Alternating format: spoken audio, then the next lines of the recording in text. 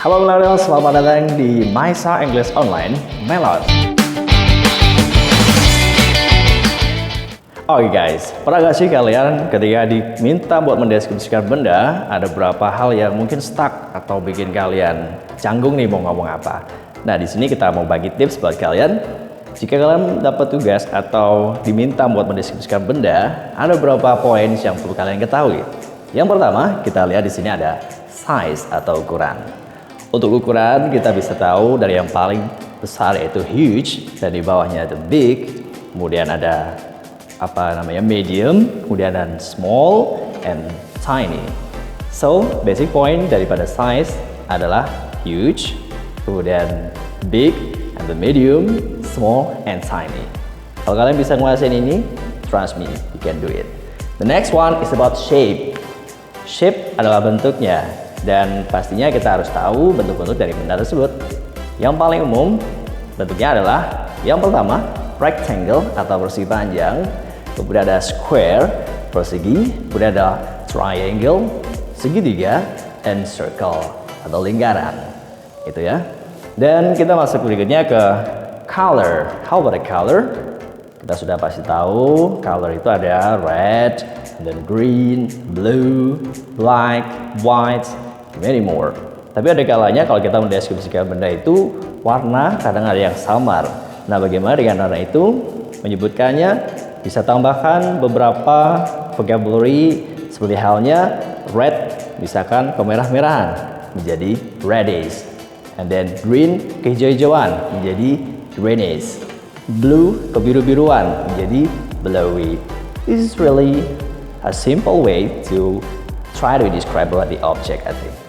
Okay, the next one is about material. Untuk materialnya, kita wajib tahu berapa material yang menjadi bahan utama dari pembuatan objek atau benda yang akan kita deskripsikan. Biasanya kita tahu yaitu plastik atau in English plastic, and then ada wood, and then juga ada what is that? Iron, metal, and many more. Jadi vocabulary di sini sangat penting sekali. Oke ya. Untuk selanjutnya nanti kita coba ke pembahasan lebih detail lagi. Oke millennials, tadi kita sudah bagi tips buat kalian untuk mendeskripsikan benda ada 4 poin.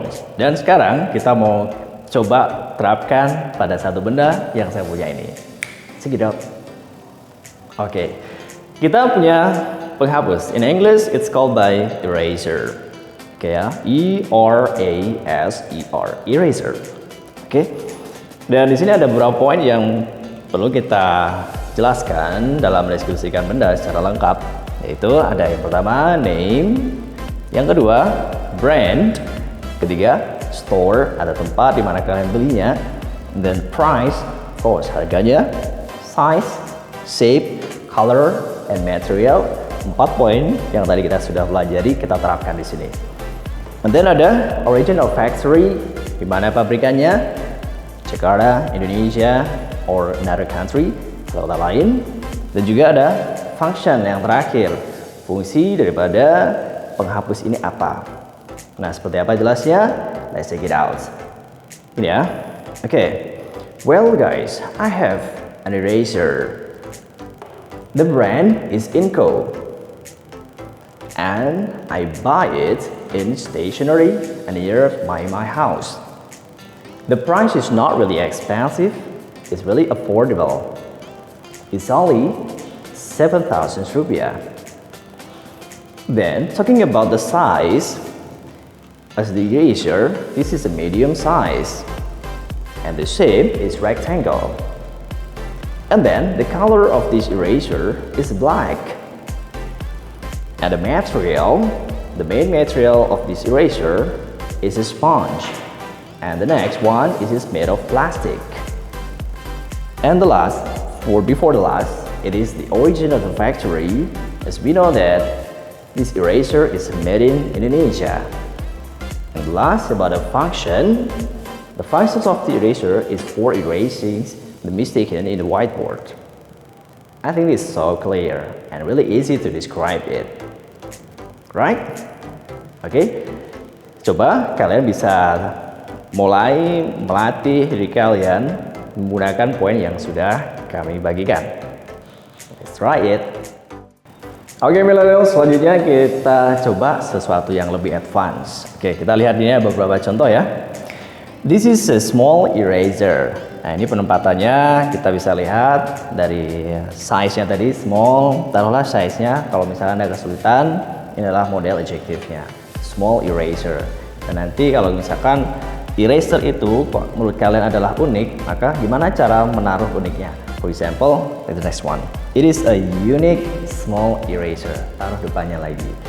Jadi ada beberapa points untuk menjelaskan atau menempatkan posisi daripada adjektif itu. Next one, and this is the third yang agak panjang sedikit ya. I have a small blue eraser. I have small blue eraser. Kalau menempatkan di sini ada color sama size-nya. How to place it?